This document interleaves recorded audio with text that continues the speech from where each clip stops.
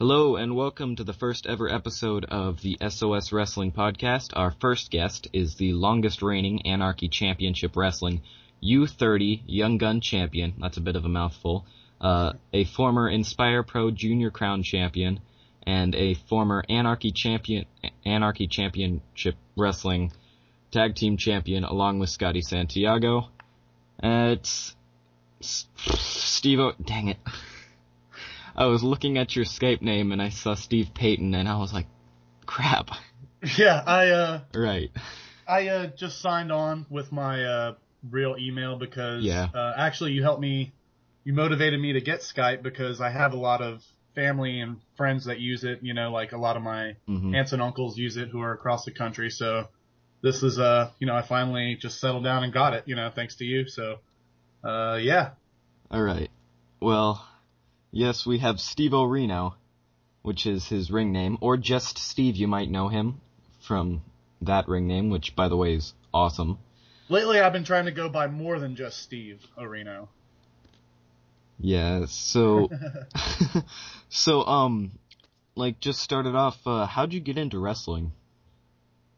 Well, my first, taste of wrestling, other than, watching as a kid, I actually interned for Booker T in Houston when I lived there. At Reality of Wrestling? Yes. But it was Pro Wrestling Alliance, PWA, when he first started. Oh, yeah.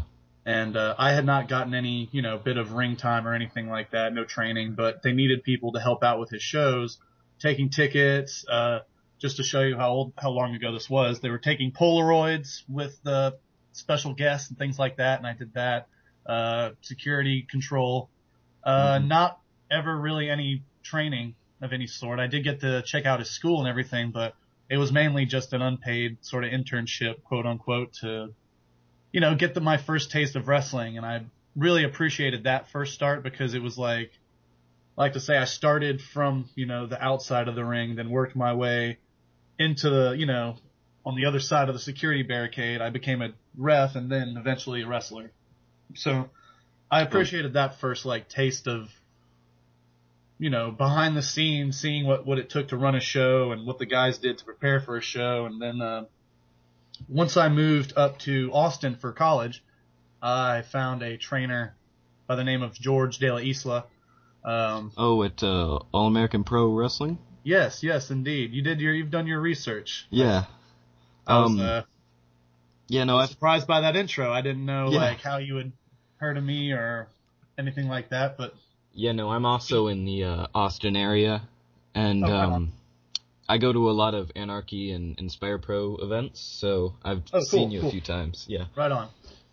So, and also my cousin, he didn't really go to the AAPW. Well, he did, but it was only for a week, and he was like, nah.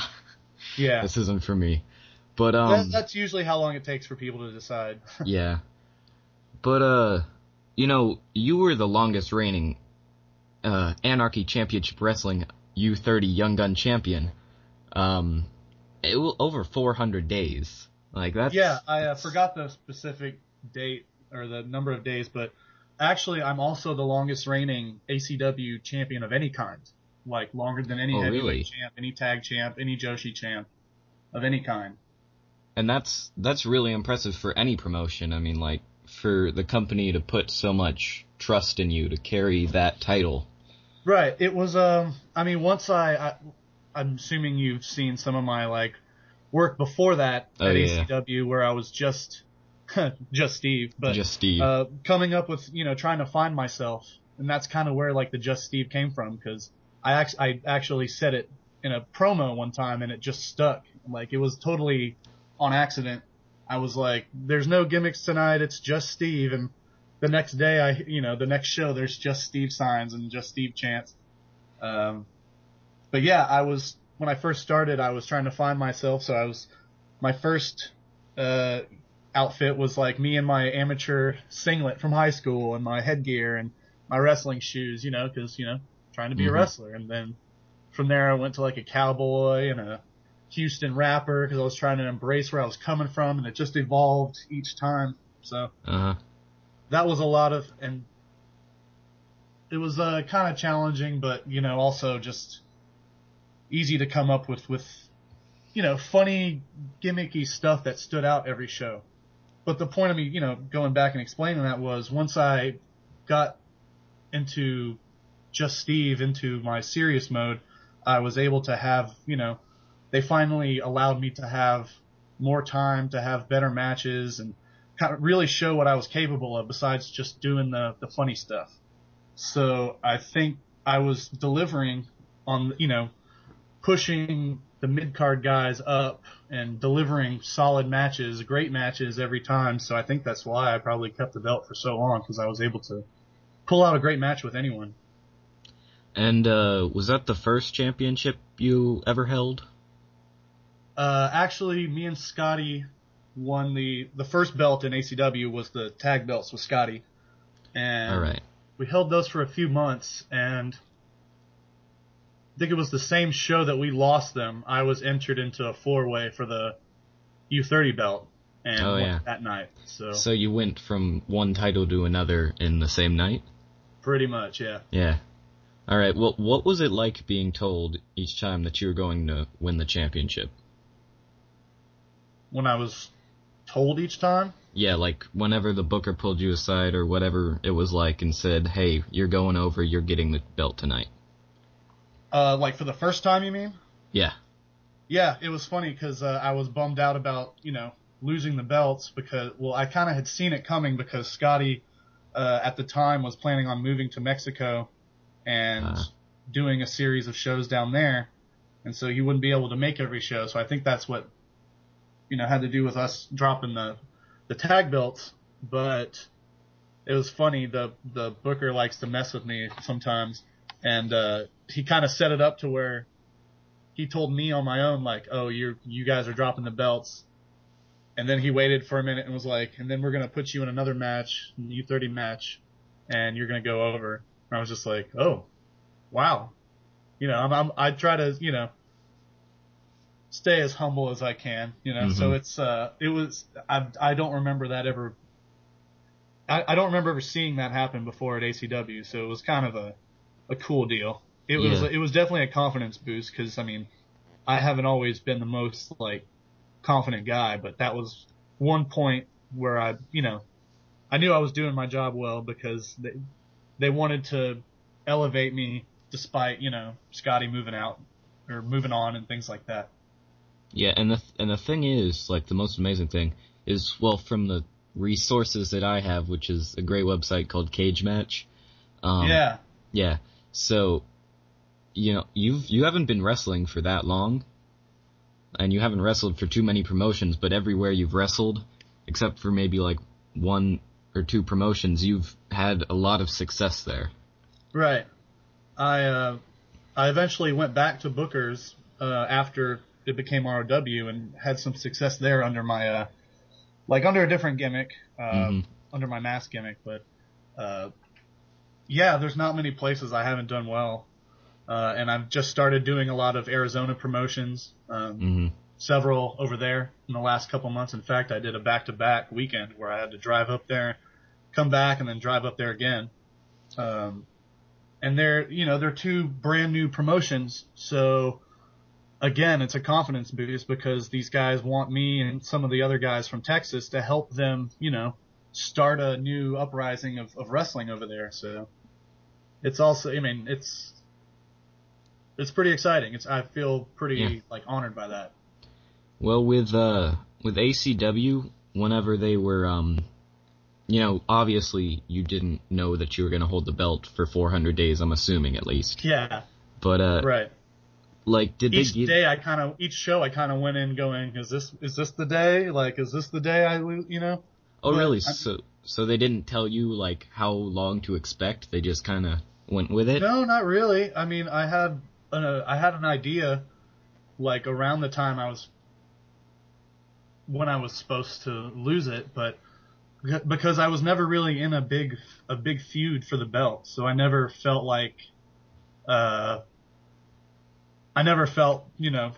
threatened, I guess you should say, but I never felt like I was planning on losing it, especially if, I started to hold on to it for so long that it had to mean something if I was going to drop it. So I didn't expect to lose it when I was put in these random sort of matches, you know. Mm-hmm. Although the one time I thought I might lose it was when they put me up against ACH. Oh yeah. Yeah. That was a surprise to me. But, I mean, and he's an amazing they all kind of talent. made fun of me in the back for not expecting to go over. Even ACH was, you know. Yeah. Why would I not, you know, help you get over and things like that, you know, like I felt stupid afterwards, but you know, it was just a big deal for me to wrestle him and on top, you know, like successfully defend my belt against him. Yeah, I mean, ACH is probably one of the bigger wrestlers out of this area that still wrestles within for sure. Austin. So, yeah, it's always nice whenever he comes back. Yeah, even now he's kind of been cutting down his bookings because he's, local independent bookings because of, I think he's signed a bigger and better Ring of Honor contract. So it's awesome for him. And I mean, by far, he's the biggest star to come out ACW. That's for sure. And also, Ring of Honor is fixing to be, the second biggest promotion in the U.S. if the stuff with TNA falls through. Or goes through. I've heard different things, reading different things. Like, apparently they just bought the library, the TNA library, but I don't know what that entails or anything.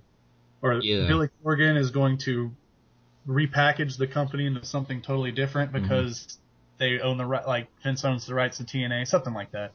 I feel like that would be the best possible thing for them to rebrand. I mean, naming your company after an innuendo doesn't always work out the best. Right. So, I'm hoping that that's what happened, because, you know, one, more stuff for the WWE Network, two, Billy Corgan gets to right all of Dixie Carter's wrongs. But, on from that, the probably the best match I've ever seen you in is the 4-way with, Donovan Danhausen, I think is how you say it. Gigolo James Johnson, you, obviously, and Ricochet, also known as Prince Puma and Lucha Underground. Yeah, you must have seen that recently because I was afraid I was never going to see that match because the footage was lost for so long. That was almost... Oh, yeah. I want to say that was last year. Yep, it was, like summer of 2015. Yeah.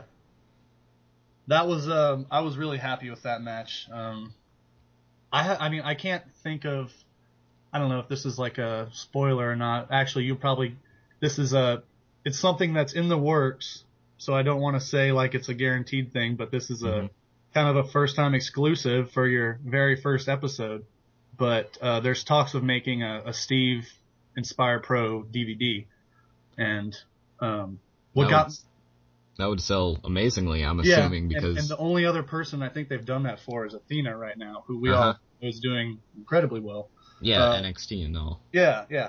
But I was talking to the promoter about it, and I want to remind you, it's just in the work. It's just a in the works kind of thing right now, nothing definite. But he was asking me like what matches I would want on there, and I was thinking there's not one match in Inspire I wouldn't want on there. I'm incredibly proud of every match I've had there. You know, the DVD would be kind of incomplete without all of them too. You know, just telling the story from the tag matches all the way up through Fun Fest and everything I did. I don't know if we'll have a lot of time to get into that, but back to that match. That was definitely a big step up for me just to put a match together with somebody like Ricochet. And is he on top of that being a 4-way, because you know, they're not always the easiest. Oh yeah. Thing. I mean, if you can imagine, you know, there's movies aren't made with 4 directors or 5 directors for, you know, like, so it's harder the more you might not have to exert yourself as much, but just the fact that there's 4 brains going on there. Yeah, 4-ways are always either really, really good or absolute train wrecks. Exactly. But luckily, yours was a really, really good one. And it wasn't just Ricochet. I mean, even Gigolo was... I mean, he is so athletic for his body type and size. Right, that's really what I think his biggest appeal is you don't expect what you get out of him. And I had a really great one-on-one match with him too, which was, I don't know if you've seen that one, but we had the announcers rolling, and I remember Eamon Payton, the Inspire commentator, said that was the funnest match he's ever had, calling him. That was as much, sorry, I'm having that, too. But it was the most fun he's ever had calling a match before. And even though we were not killing each other, we were doing a lot of funny stuff. Like, that's something I, take to heart, because I always try to tell everybody, like, there's a lot of guys that look like me with the hair, the long hair and the similar build and things like that. So, and guys that can do, twice the things I can. I mean, just look at Ricochet, but what I try to do to stand out is just things that people don't.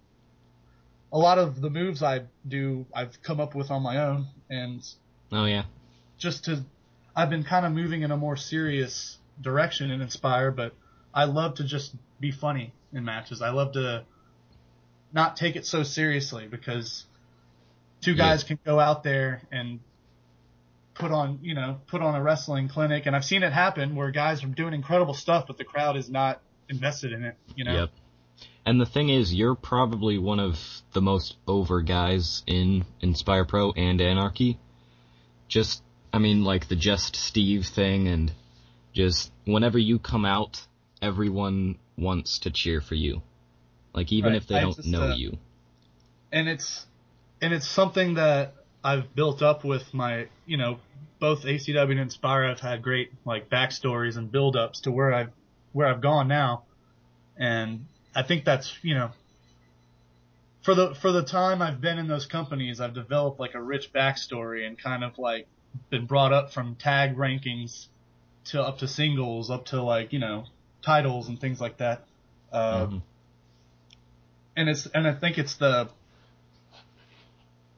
loyal fans that recognize that, it's like, I know we have new fans every time, but I think it's the loyal fans that remember the story that I've gone through are the ones that are making all that noise, and then the new fans come and it's like, oh, this guy is something, so they get behind it too.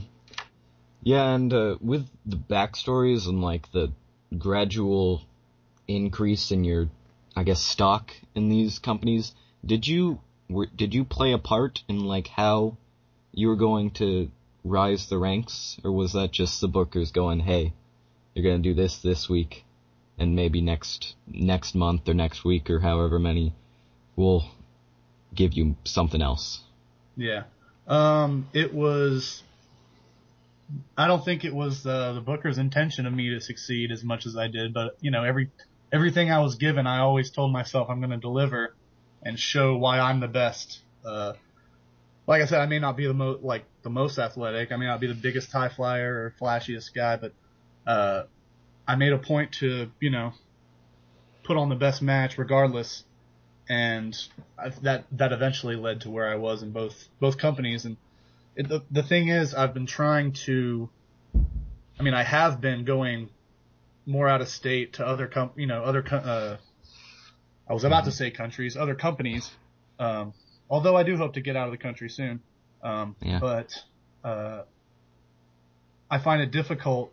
At first, I found it difficult to get over out of state because I didn't have those backstories to go off of.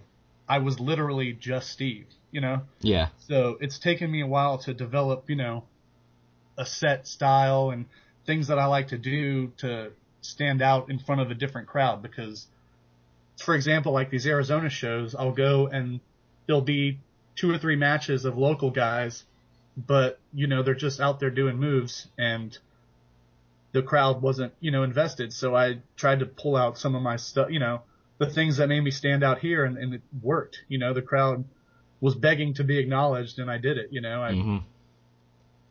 You got to get them involved, and some guys worry too much about their match.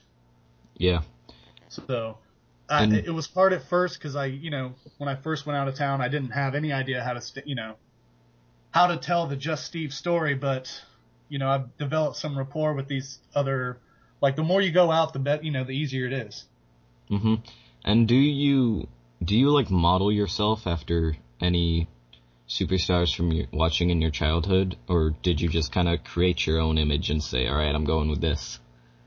I mean, I think I really started to elevate myself when I created my own sort of style. I mean, I think every wrestler when they start out wants to steal all the indie moves they see or stuff like that. I remember hearing somebody recently on a Colt Cabana podcast saying, everybody wanted to be, what was his name? Bald, Ring of Honor, the early stages of Ring of Honor, big martial arts guy. Oh. I can't believe I forgot it, but yeah, low key. Yeah, everybody low-key. wanted to be low key and do all of his crazy kicks and things like that. That strong style that he brought. Speaking of early Ring of Honor, I mentioned his name. I took a lot of Colt Cabana's style, like his comedy and not just his comedy, but he does a lot of great like technical sequences and stuff. Just to catch the crowd. Get the crowd invested in the match. I always loved his technical stuff as well as his comedy and how he combined it both. So that was one guy I kind of modeled myself after. As far as like, I was a big fan of Brian Danielson growing up. I feel like everyone's a big, like there's no way not to love Daniel Bryan or Brian Danielson. Yeah. I think that my first taste of independent wrestling was like I had like the LimeWire or whatever it was back in the day where you could download videos and music.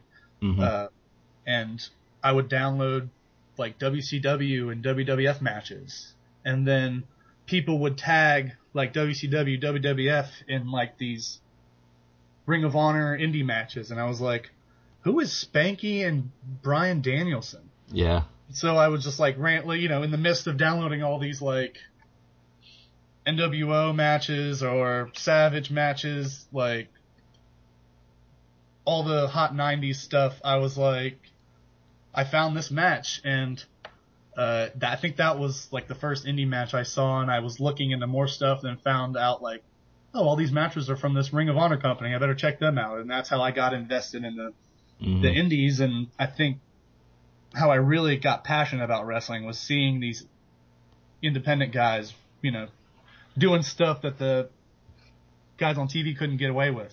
And that's why I mentioned that one match, because it really got to me when I saw the recent Daniel Bryan hugging Brian Kendrick after he lost his cruiserweight match. Like that, it all brought me back to my first taste of watching them, and it was a great moment to see. Yeah, because they have they have two different stories. Like, Daniel Bryan worked his entire career to get to the WWE, and Brian Kendrick got an early opportunity and then worked his entire career to get back. Right. And, but I guess to advance the interview thing, that's cool. I don't mind going off tangents and just talking about wrestling. I mean, it's really what got me into it were those two guys. But Saturday, October 29th, you are going to be at Battle Wars 1999 against Ophidian? Chikara guy. Ophidian, the Cobra, Ophidian, yeah. Yeah, so also, what's the deal with the 1999? I think we're basically going back in time to 1999 because there's going to be a party like it was 1999, I suppose. Oh, okay. So is also this... All right, I guess they're a big. I know one of the promoters is a big John Carpenter fan, so I think it has a lot to do with like the feel and just like the theme of the show will be just like 90s kind of action movie, sort of like the flyer shows the destroyed Statue of Liberty, all that sort of stuff. Yeah.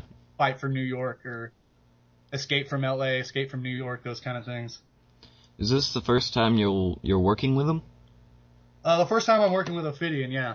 And it's another one of those matches I'm super pumped about because, I mean, I've worked a lot of Chikara guys in the past, and it's always been a place I've aspired to go and train. I've just never been able to save up the money to make that move. Mm-hmm. But I went up there for a tryout last year, and it was one of my it was pretty successful despite the fact that I couldn't, I didn't have the money to move up there. I was it went pretty well, and I was led to believe that if I was able to move up there, I'd have a spot in their school, but I just never, Yeah. It's been a while and I haven't saved up, and it's just hard to totally move to a new city with no money. Yeah. So I'm still trying to save up, but this is a great opportunity because Ophidian is the head trainer there, I believe. Oh, really? So, if I can, impress him, which I know I will. I know we're going to steal the show. I just, I'm not always that confident, like I said, but I'm confident in this match. I know it's going to kill. So, it's a good opportunity to get back in touch with Chikara and see what possibilities lie ahead for me. Because that is probably my number one place I want to go right now, besides a lot of the hot Florida promotions, hot California stuff. Mm-hmm. Chikara's always been a place where I thought I could succeed because of how I've been able to just stand out, and I've always Steve is a very diverse character, but I've done some definite Chikara worthy stuff, as far as my American Eagle, other kind of characters like that. I know that I took him, actually I took Eagle up there with me and tried out. Yeah. Cause I knew I was. Yeah, cause they're very superhero-ish. Their Chikara has a very comic book feel. Right. Which I think complements your style a lot.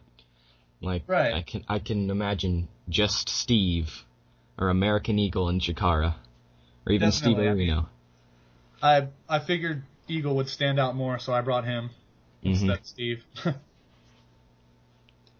Yeah, so that match I'm really looking forward to it, and I'm looking forward to watching a lot of the other matches that they're having. They're having Eddie Kingston versus Sammy Guevara. That's going to be awesome. Oh yeah, definitely. Mainly because I'm looking forward to Sammy getting the crap beat out of him.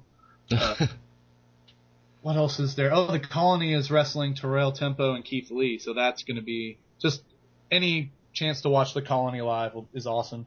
Oh yeah, and Keith Lee is, he's being pushed a little bit more, I guess, in the wrestling world, because he's gotten Ring of Honor stuff now.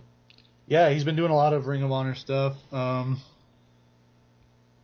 I know he's been doing a lot of Beyond. He's really getting out there. It's awesome. Yeah, so what's it like to see the people that you've been around for so long and maybe even wrestled to go and succeed in the wrestling business? Obviously you're pretty successful, but be able to make a living off the wrestling business. It's inspiring more than anything.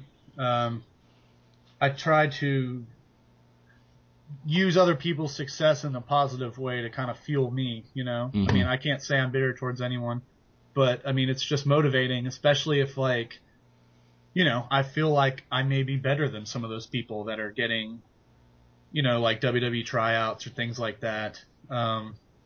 It's definitely motivation. I just never have felt like I was in the spot where I've taken my time in going certain places, and I think maybe it's helped and not helped in certain parts, but I've always wanted to be absolutely sure I was ready before I went to work somewhere. Because I never my biggest fear is putting in a bad first impression, because you never know. It's going to be really hard to. It is really hard to change someone's first impression of you. And I've gone to companies where I was nervous to impress, and my matches stunk. So before I do anything, I'm constantly feeling like I need to be in better shape before I take any next step. But I'm always. The thing is, the wrestling business is so much more open now. People like Kevin Owens holding the top title on Raw. Right. Sami Zayn is still super successful.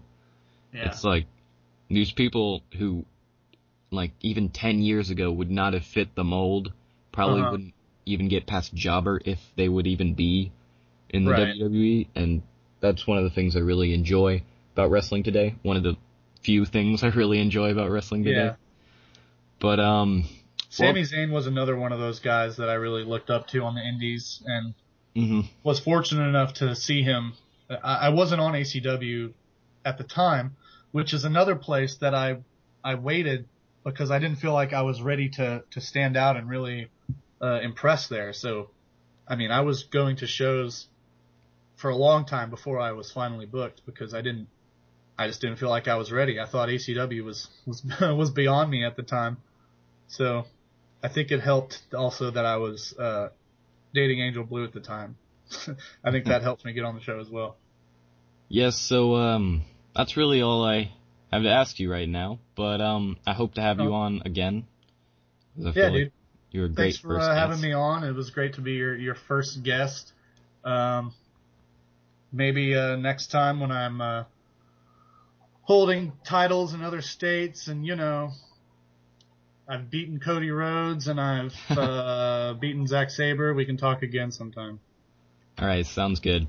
That was all. I'm just kidding. But yeah, man, I definitely want to talk again. Maybe when I have some more of these, we can talk about Inspire. Maybe my match with Ophidian and how that goes. And I've been doing a lot of good stuff up in Arizona, like I said. So yeah, I've got a lot of good things coming on. So we'll have plenty to talk about next time.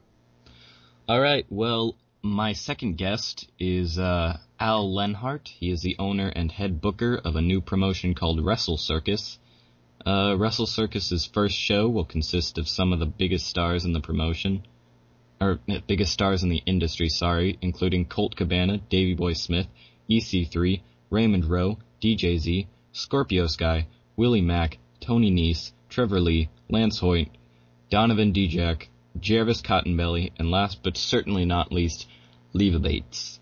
And those are just the biggest names. This is probably the most stacked card I've seen in a while, and now I'm trying to get Al Lenhart on. Hey yo!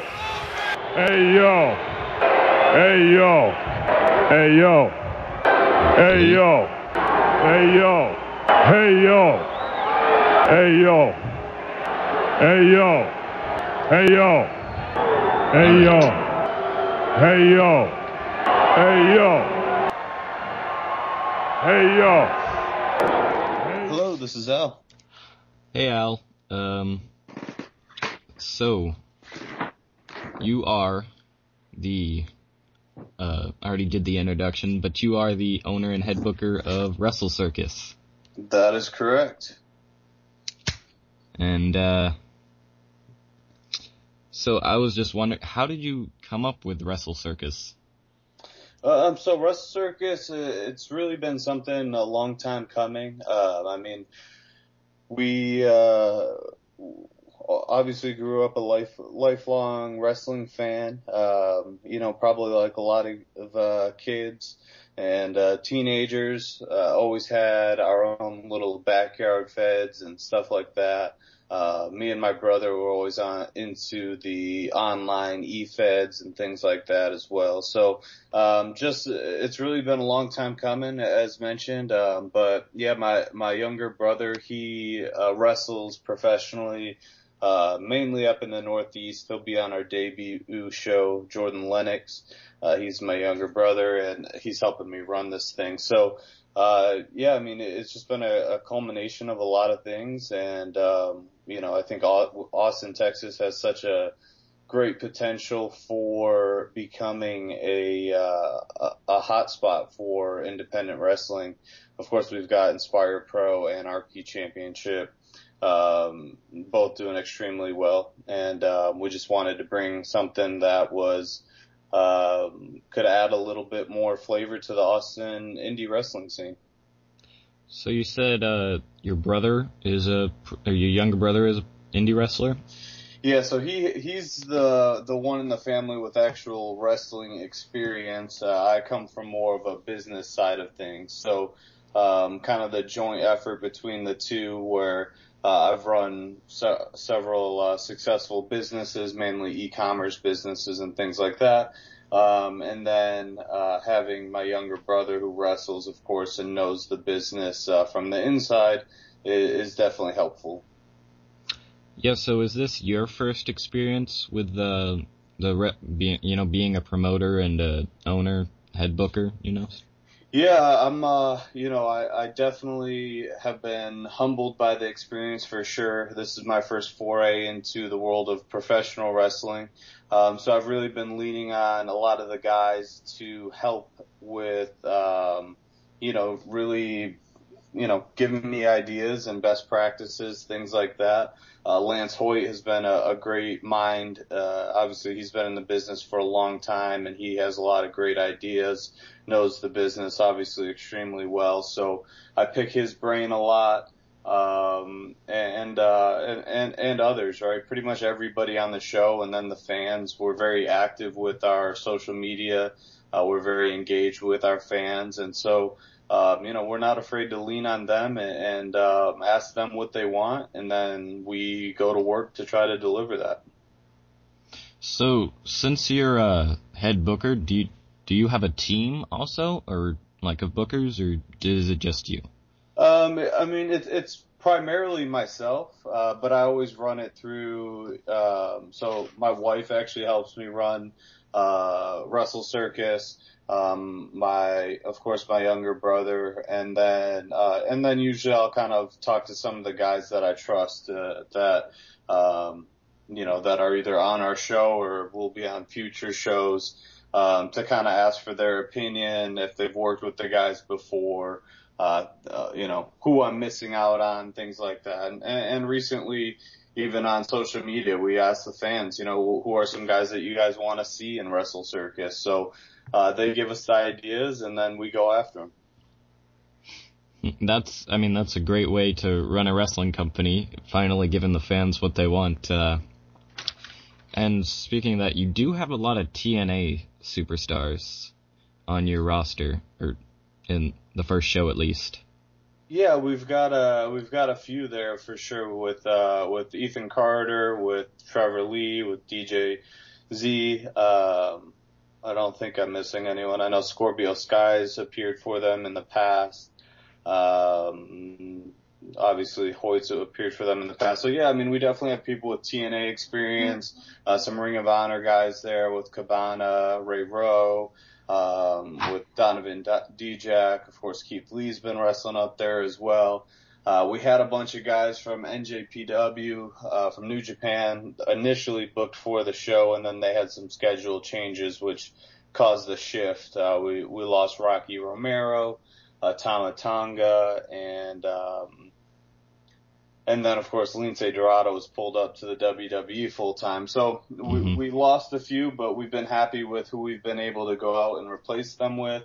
Of course, Tony Nese will be competing on our show on Sunday, and then flying straight to Denver for Monday Night Raw the next day. So definitely we're pulling in guys from all over the country, and people who have experience wrestling for some of the biggest companies in the world.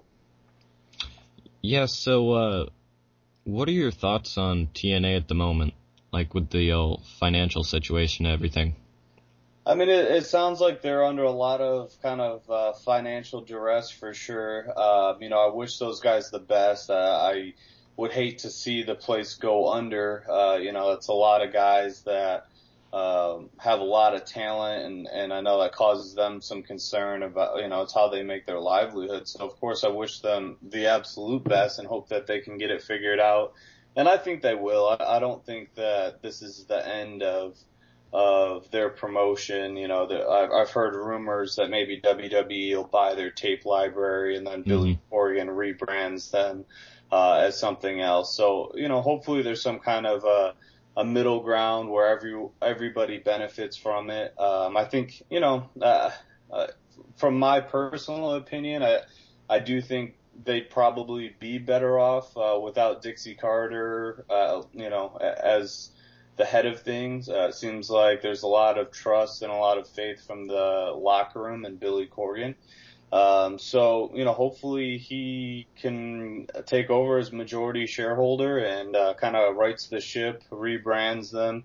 I think TNA has always been a tough name from the very beginning, to kind of garner a serious attention.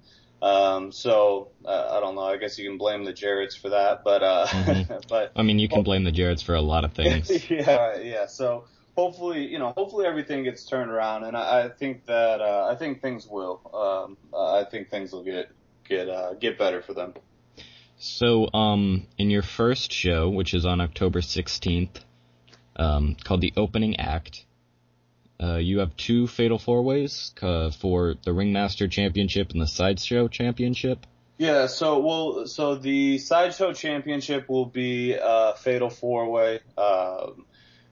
First man to pin or submit wins, and submit their opponent, of course. And then in the Ringmaster Championship, that will be a 4-man elimination match. But yeah, I mean, it didn't start out that way, for sure. It initially had started out with the Sideshow Championship being a 4-way, and then the Ringmaster being a 3-man match. I've never, truthfully, as a booker and even as a wrestling fan, never been a huge fan of watching triple threat matches. It always kind of seems a little bit out of place. You always tend to see some guy that's on the outside, hugging the ring post for a little too long or whatever it may be. So, just kind of one of my philosophies going into this show and going into owning my own company was, I don't want to book a match that I wouldn't want to watch myself or something that I would question myself as a wrestling fan. And so, we were able to reach out and get some new talent. And then, really even with our titles, of course, we don't necessarily, the Ringmaster title, it will be our main title, but we just thought that kicking off our first show and kind of having some balance there, having two matches for the title that have 4 guys competing for that title would be exciting for the fans. And it just makes it more unpredictable, right? So instead of going into the match with each guy being 50-50, it's 25% apiece. And if I have my Steiner math correct there, and hopefully that kind of adds some suspense and intrigue to the matches. Yeah, because the only thing more exciting for a first title match is like a battle royal, but that requires you to have a huge roster, and I mean, it's not like you guys don't have a big roster. Your roster's pretty big, especially for a show that's just starting out, and it's stacked with talent. But are tickets still available? Yeah, so our first row is sold out. We have a very small selection of second and third row tickets available. We do still have general admission tickets available. Those are available on our website at WrestleCircus.com. But yeah, I mean, ticket sales have gone well for us for our first show. We've been very, as I kind of mentioned earlier, humbled by the amount of support that we've garnered in such a small amount of time. I think we've definitely gotten a boost from the Reddit community, from, Twitter and Facebook and things like that. And, we have a lot of guys that are helping, a lot of fans that are helping to promote and spread the word. And, it's been great. We've gotten a lot of attention in a small amount of time. And, we're just looking forward to continuing to build off of this momentum. I actually just hopped off the phone with a couple guys that we're looking to bring in November, which I think the fans will be really excited for. We'll have some announcements there, either at the show on Sunday or probably on Monday following the show when our tickets go on sale for our November events, which will be running one show in Austin and one show in Dallas. So, after the show, like, are you going to make maybe like DVDs or something so people can, experience Wrestle Circus after the fact? Yeah, definitely. We'll be filming. So right now we're working on. We're in talks with a couple on-demand wrestling streaming services, and then we have something lined up to release on DVD, Blu-ray as well. So we're kind of feeling both of those options out. We'll probably we'll make it available for both at the beginning, of course. It'll probably at a certain point there will probably come that decision where we either go streaming strictly or DVD strictly, but we'll offer options for both. I mean, that's great because I'm not going to be in town for the show, sadly, because I was really excited for this show. Obviously, I mean, it's stacked with talent. It's a great concept, but I guess I'm just going to have to settle for on demand. But, I mean, that's still great because of all the immense talent you have. I mean, one person who's probably one of my favorite independent wrestlers, like, in the world is Trevor Lee. Because straight out of that amazing X Division match with DJZ, who's also on the show. I mean, what are your thoughts on Trevor Lee and even DJZ? Yeah, I mean, Trevor Lee is an incredible talent. He's somebody that, he's really, he's somebody who, he takes such a, you kind of look at him and you're like, this guy has such a basic look, right? Such a, kind of a any man's look with a little bit of craziness thrown in there. But, he's such a talent in the ring. He's so great at drawing heat from the crowd as a heel.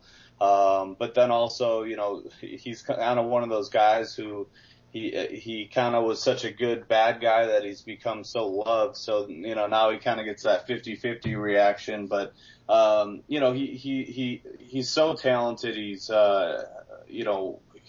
what he's done for TNA and the X Division, he's kind of somebody on the cusp that I'd like to see get pushed up into the, the heavyweight championship, picture there for TNA, or, I know that now they have that grand championship or whatever that is. That's kind of, I'm not too sure what that is yet, but we'll see.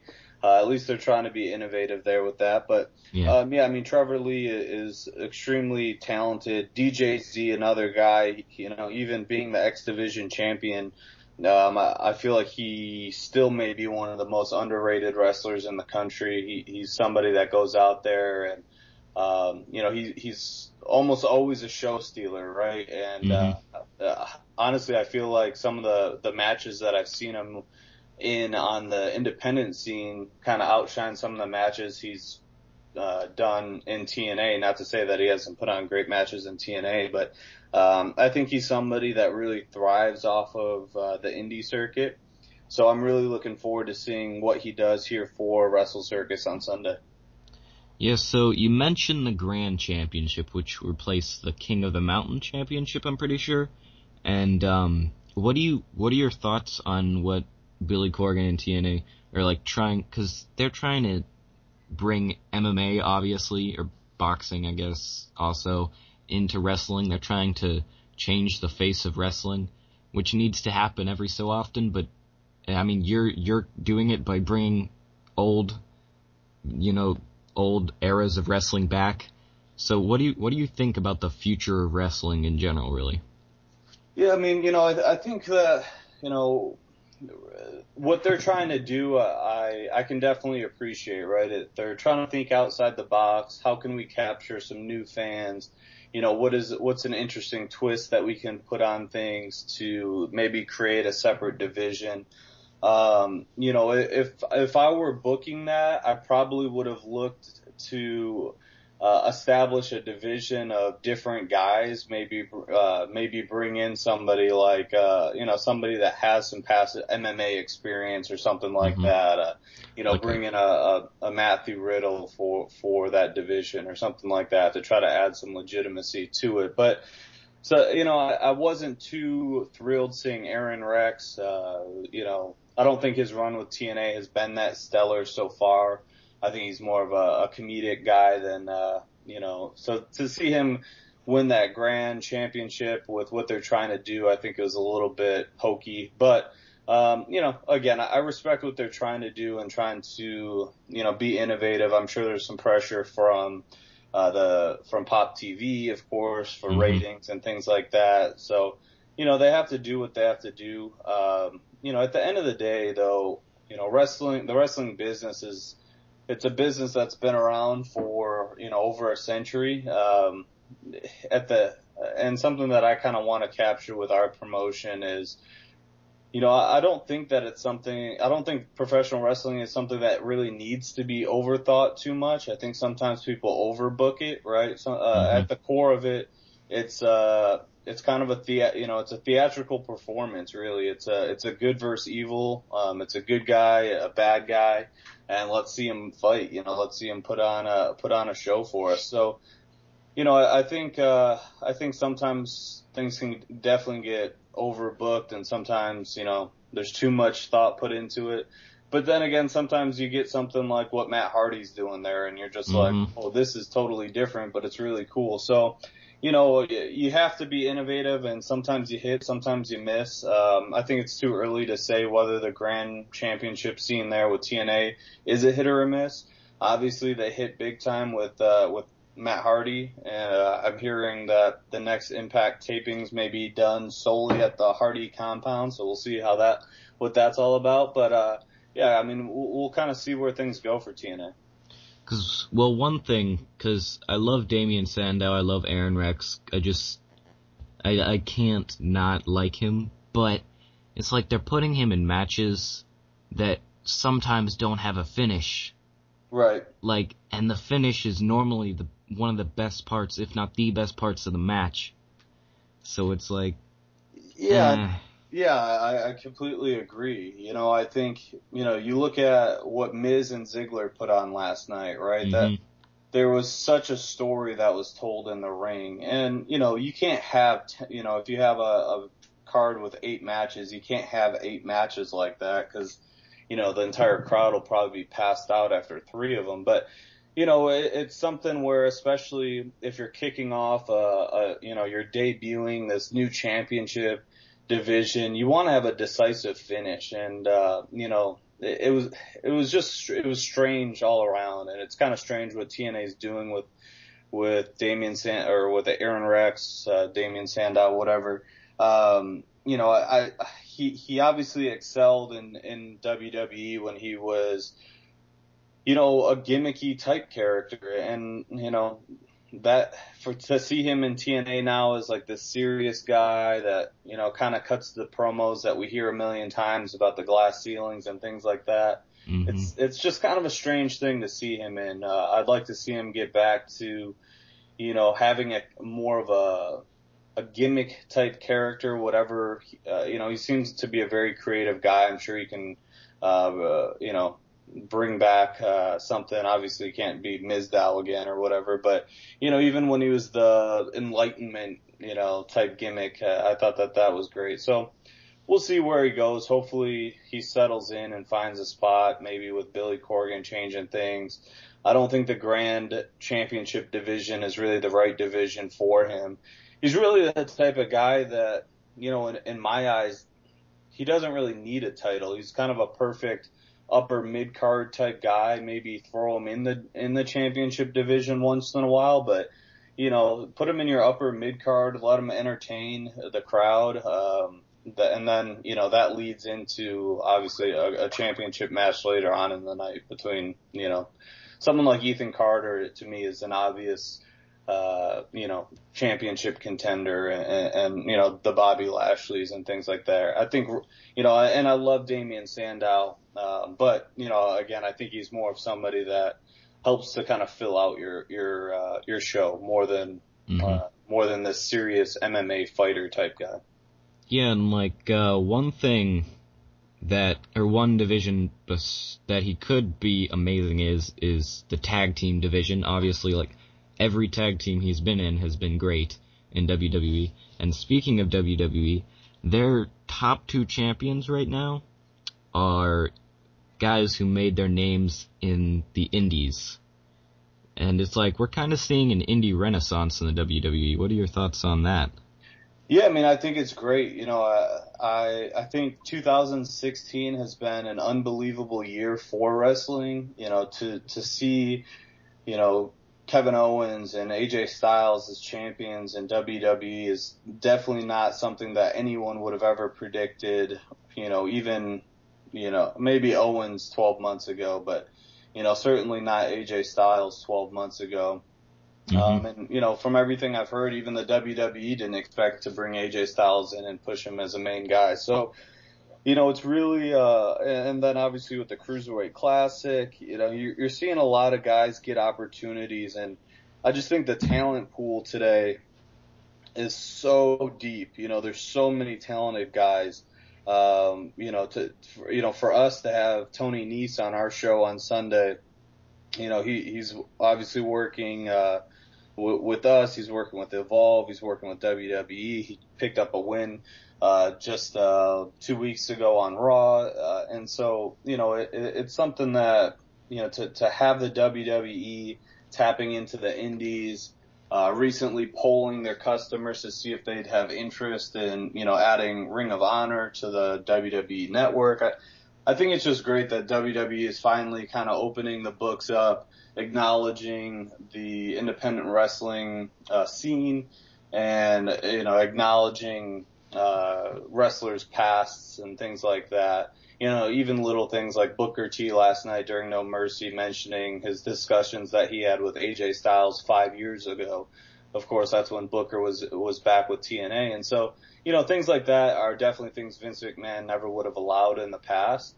And it has a trickle-down effect, right? It helps us as independent promoters to be able to work with guys who are on the WWE radar. You know, Drew Gulak's another guy who he's working WWE. He's also working the indies. And so, you know, there's a lot of guys right now. Mustafa Ali, you know, there's a lot that's out there that, you know, they have that crossover. For independent promoters, of course, that helps us sell more tickets. And it also just gives fans the chance to kind of meet some of these wrestlers in a more intimate environment and things like that. And for the wrestlers, I think it's a great deal because, you know, obviously they're going to be getting paid more if they're, you know, if they get up with the WWE, and then also it helps them to, you know, to reach a larger audience, and for them to, when they are working the indie wrestling shows, to kind of get more of a reaction, get, you know, sign more autographs, sell more merchandise, things like that. So, you know, I think it's a win-win for everybody. And for fans, you know, it's a huge win because, you know, we have access to more content now than we ever have. And, you know, we're able to see these guys that, you know, we've supported on the indie scene for years and years finally get the chance that we've always, you know, wanted them to get. I know I can remember booking AJ Styles as, you know, EWR champion, if you guys ever played that game, but that computer simulator game, EWR, I remember booking him as a champion in WWE like, you know, 13 years ago. So for him to see that now, it's crazy. Yeah, and again, Wrestle Circus, the debut, October 16th in Austin, Texas. Where's the venue? It is 505 East 7th Street, so it's right there off of 35. It is at Ironwood Hall. All the details can be found on our website at WrestleCircus.com. But yeah, the venue, it's definitely an intimate setting. It's an old dance hall. But it's great it'll be a great place for professional wrestling. We're extremely excited about it. We may outgrow it quickly, but for now, it'll be a great home for Wrestle Circus in Austin. All right. Well, I want to thank you for being on and talking about Wrestle Circus and other wrestling stuff. This has been the first episode of SOS Wrestling Podcast. Hope you all enjoyed. Remember to Go and check out Wrestle Circus at WrestleCircus.com, and see you guys next time.